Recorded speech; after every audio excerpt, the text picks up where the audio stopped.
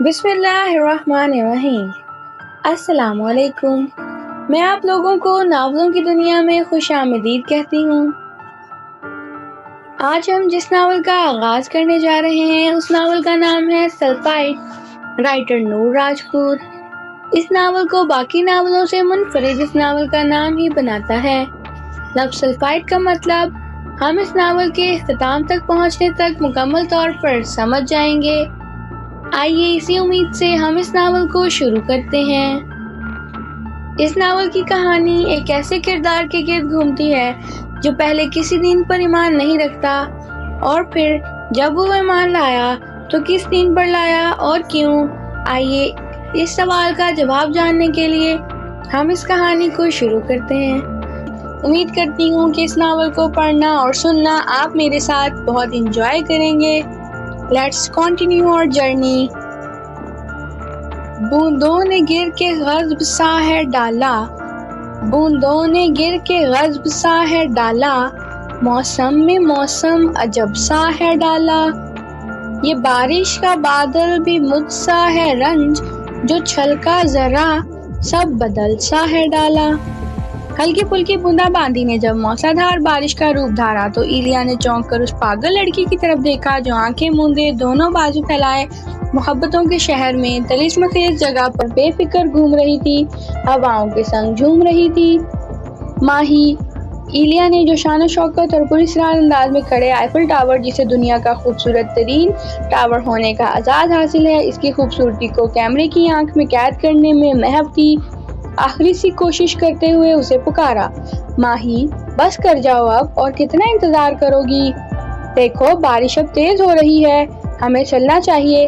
کسی بھی خطرے کے پیش نظر وہ پہلے ہی اسے وارن کر رہی تھی، مگر وہ سب چیزوں سے بیگانہ اپنی دھن میں سرگرم تھی، بارش سے لطف اندوز ہو رہی تھی۔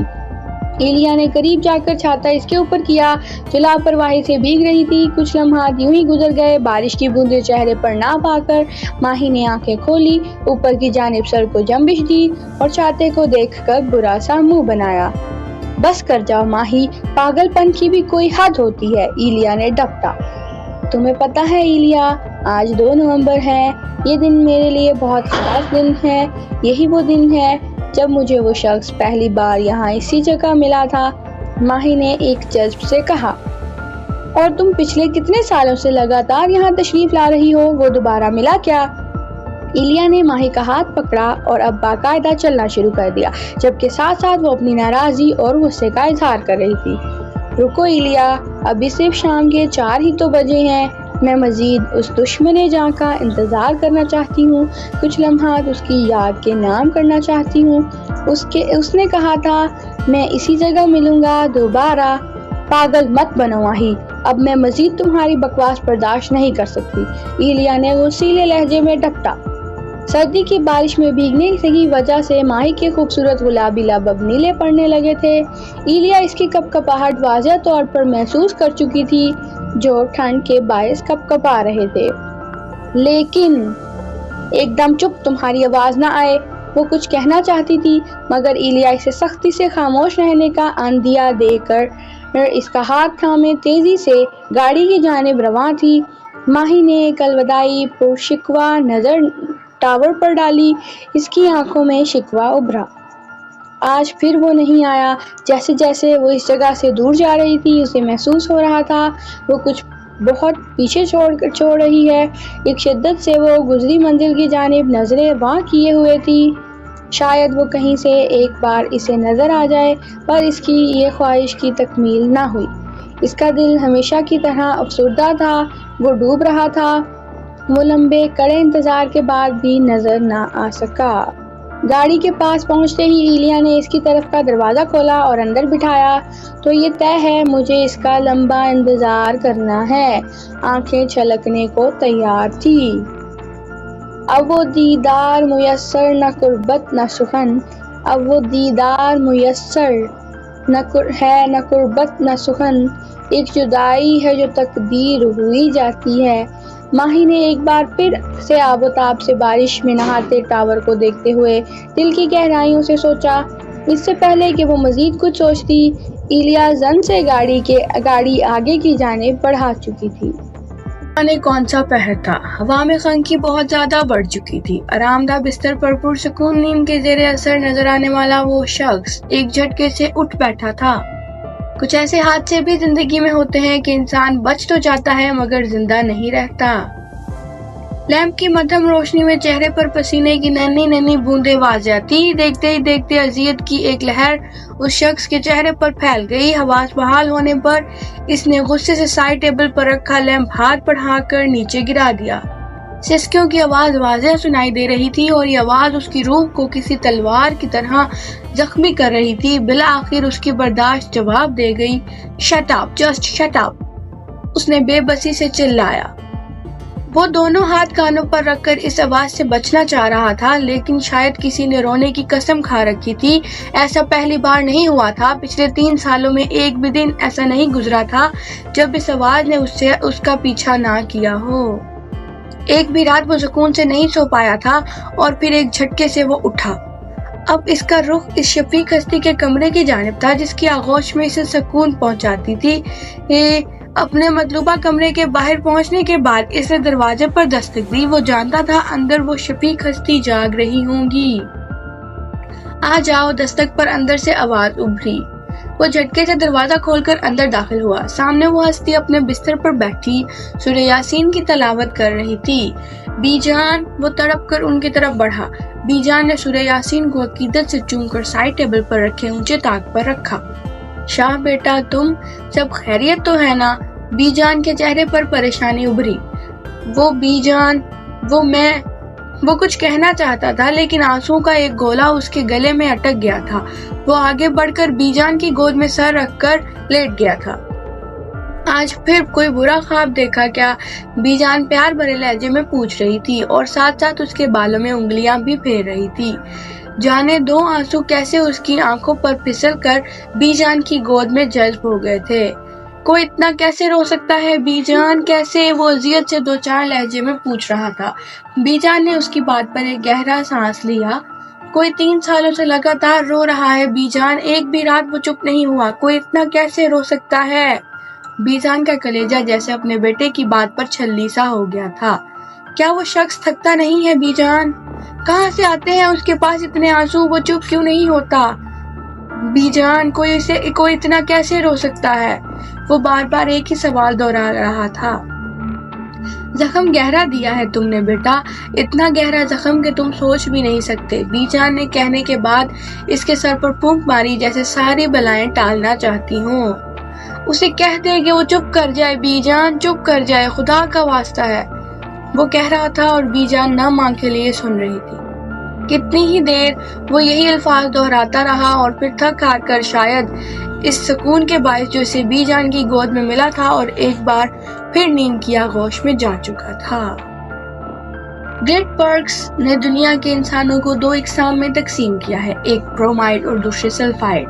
برومائڈ عام لوگ ہوتے ہیں جن کی سوچ ایک سی ہوتی ہے، جبکہ سلفائڈ خاص لوگ ہوتے ہیں جو کہ نایاب ہوتے ہیں، جو عام لوگوں سے ہٹ کر سوچتے ہیں، جو اپنی سوچ اور اپنے عمل دونوں سے لوگوں کو چونکا دینے کی صلاحیت رکھتے ہیں، جو غیر معمولی کام کو معمولی طریقے سے جبکہ معمولی کام کو غیر معمولی طریقے سے سر انجام دیتے ہیں۔ کلاس روم میں ٹیچر کی آواز گونج رہی تھی۔ یہ BSc کی کلاس تھی اور اس وقت ان کا انگلش کا لیکچر تھا۔ وہ دونوں دوسرے قطار میں بیٹھی تھی، ایک طرف لڑکوں کی قطار تھی اور دوسری جانب لڑکیوں کی۔ اوہو، امی نے کل کہا تھا کہ چھت پر سیمنٹ لگا دینا، میں پھر بھول گئی۔ آسمان پر چھائے گہرے بادلوں کو دیکھ کر اس نے سوچا، پچھلے کچھ دن سے ہوتی لگاتار بارش نے ان کے کمرے کی چھت کو ٹپکنے پر مجبور کر دیا تھا۔ کاش میں سیمنٹ لگا ہی دیتی، اب امی کو محنت کرنی پڑے گی، اور اگر انہیں بھی یاد نہ رہا تو آج رات پھر۔ مس انم، وہ مزید سوچ نہیں پائی تھی کہ کلاس ٹیچر کی سخت سی آواز اسے خیالوں کی دنیا سے نکال کر حقیقت میں لے آئی تھی۔ یس میم، وہ ہڑبڑا کر کھڑی ہو گئی۔ دھیان کدھر ہے آپ کا؟ میم نے غصے سے پوچھا۔ جی وہ کچھ کہنا چاہتی تھی لیکن الفاظ دم توڑ گئے۔ اگر آپ جیسے اسٹوڈنٹ کلاس میں ایسا رویہ اپنائیں گے تو باقیوں کا کیا ہوگا؟ غالباً میم کافی غصے میں تھی۔ لڑکوں کی دبی سی ہنسی کی آواز وہ صاف سن سکتی تھی۔ وہ سر چکائے کھڑی تھی، واقعی اس کا دھیان کلاس میں نہیں تھا۔ بیٹھ جائیں اور آئندہ ایسی حرکت مت کیجیے گا۔ میم کو شاید اس پر رحم آ گیا تھا، وہ خاموشی سے بیٹھ گئی۔ اس نے سنا ہی نہیں تھا کہ سلفائڈ کیا ہوتے ہیں، اس کا ذہن تو بس چھت سے ٹپکتے پانی میں الجھا تھا جو برتن میں گرتا اور ایک عجیب سی آواز پیدا کرتا تھا، اور آواز اسے انتہائی بری لگتی تھی۔ میز پر رکھا ہوا کافی کا کپ ٹھنڈا پڑ چکا تھا، اس کی نظریں گلاس ڈور سے باہر تیزی سے گزرتی گاڑیوں پر جمی تھی۔ جانے کس احساس کے تحت وہ چونکی اور نگاہیں اپنے کپ کی جانب مرکوز کی۔ کپ اٹھایا تو کافی ٹھنڈی ہو چکی تھی۔ ایک گہرا سانس لینے کے بعد اس نے وہ کڑوا اور ٹھنڈا مشروب اپنے اندر انڈیلا۔ میز پر رکھے موبائل کو اٹھا کر اس کی چمکتی اسکرین پر ابھرنے والی گھڑی سے وقت دیکھا۔ اوہو، صرف 10 منٹ رہ گئے۔ وہ بڑبڑاتے ہوئے کھڑی ہوئی، کافی کے پیسے اس نے میز پر رکھے اور دروازے کی طرف قدم بڑھا دیے۔ یہ اس کی تقریباً روزانہ کی روٹین تھی۔ گھڑی پہننے کے باوجود موبائل پر وقت دیکھنے کی عادت آج بھی نہیں بدلی تھی تمہاری۔ اس سے کچھ فاصلے پر بیٹھے ہوئے شخص کی نظریں دروازے سے باہر نکلتی لڑکی پر جمی تھی۔ وہ ہلکا سا مسکرایا۔ اس شخص کا آدھا چہرہ چھپا ہوا تھا۔ تقریباً 5 منٹ بعد وہ بھی اپنی جگہ سے اٹھا اور اس کے پیچھے چلنا شروع کر دیا۔ ان دونوں کے جانے کے بعد ایک لڑکا تیزی سے ریسٹورنٹ کے اندر داخل ہوا اور کاؤنٹر کی طرف بڑھا۔ ہے البرٹ، ڈینجر آئی تھی کیا؟ میڈی نے کاؤنٹر پر کھڑے لڑکے سے پوچھا۔ ہاں، ہمیشہ کی طرح، البرٹ نے کافی کپ میں ڈالتے ہوئے جواب دیا۔ اور مون؟ ہاں، وہ بھی آیا تھا اور اس کے پیچھے چلا گیا، ہمیشہ کی طرح۔ یہ مون مر جائے گا میرے ہاتھوں۔ میڈی کو نہ جانے کس بات کا غصہ آیا تھا۔ ریلیکس میڈی، وہ اسے نقصان نہیں پہنچانے والا۔ البرٹ ٹرے اٹھا کر میز کی جانب بڑھ گیا۔ لیکن مجھے اس پر بالکل بھی بھروسہ نہیں ہے، میڈی اس کے پیچھے لپکا۔ اگر بھروسہ نہیں ہے تو جاؤ نا ان دونوں کے پیچھے، ویسے بھی تمہاری ان فضول باتوں میں ٹرین گزر چکی ہوگی۔ اوہ شٹ! البرٹ کی بات سن کر میڈی چلایا اور باہر کی طرف بھاگا، لیکن قسمت نے اس کا ساتھ نہ دیا تھا۔ ٹرین گزر چکی تھی، اب اسے 10-15 منٹ انتظار کرنا تھا جب تک دوسری ٹرین نہیں آ جاتی۔ میڈی کا موڈ بری طرح خراب ہو چکا تھا۔ وہ گھر پہنچی تو تقریباً پوری بھیگ چکی تھی۔ اکیڈمی اسے رکشے پر آنا جانا پڑتا تھا۔ رکشے والا اسے مین روڈ پر اتار دیتا تھا۔ مین روڈ سے گھر تک کا سفر 5 منٹ کا تھا اور ان 5 منٹوں میں تیز بارش ہونے کی وجہ سے وہ بھیگ چلی تھی۔ کتنی بار کہا ہے کہ رکشے والے سے کہہ کر گھر تک رکشہ لے آیا کرو اور گھر کے سامنے اترا کرو، آسیہ بیگم نے اپنی بیٹی سے کہا، جو ہمیشہ ان کی بات ایک کان سے سن کر دوسرے کان سے نکال دیتی تھی۔ اماں، رکشے والے پیسے زیادہ مانگتا ہے، 5 منٹ کے سفر کے لیے میں اسے زیادہ پیسے ہرگز نہیں دے سکتی۔ وہ تولیے سے بال صاف کرتے ہوئے بڑبڑائی۔ وہ تو ٹھیک ہے، لیکن کبھی کبھی حالات کو بھی دیکھ لینا چاہیے نا۔ آج موسم خراب تھا اور اتنی تیز بارش تھی، آج تو رکشے پر ہی دروازے تک آ جاتی نا۔ کیا مجھے کھانا ملے گا؟ وہ اپنی ماں کی بات مکمل نظر انداز کر گئی تھی۔ آسیہ بیگم نے اس کی بات سن کر سر جھٹکا اور وہ اچھی طرح جانتی تھی کہ ان کی بیٹی ہمیشہ اپنی منمانی کرتی ہے۔ کپڑے بدل لو، میں کھانا گرم کر کے لاتی ہوں۔ آسیہ بیگم برآمدے سے منحقہ چھوٹے سے کچن میں چلی گئی تھی جبکہ وہ کمرے کی طرف بڑھ گئی تھی۔ مہام اور جواد کہاں ہیں؟ نظر نہیں آ رہے۔ گھر میں چھائی خاموشی کو محسوس کر کے اسے اپنے دونوں چھوٹے بہن بھائی یاد آ گئے تھے۔ چھت پر ہیں، کچن کی چھت ٹپک رہی تھی تو سیمنٹ لگا رہے ہیں دونوں بھائی صاحب۔ پیسے دیتے تو مرمت ہی کروا لیتے مکانوں کی، لیکن جو اللہ کو منظور۔ آسیہ بیگم نے ایک گہری سانس لیتے ہوئے جواب دیا اور کھانا برآمدے میں بچھی چارپائی پر رکھ دیا۔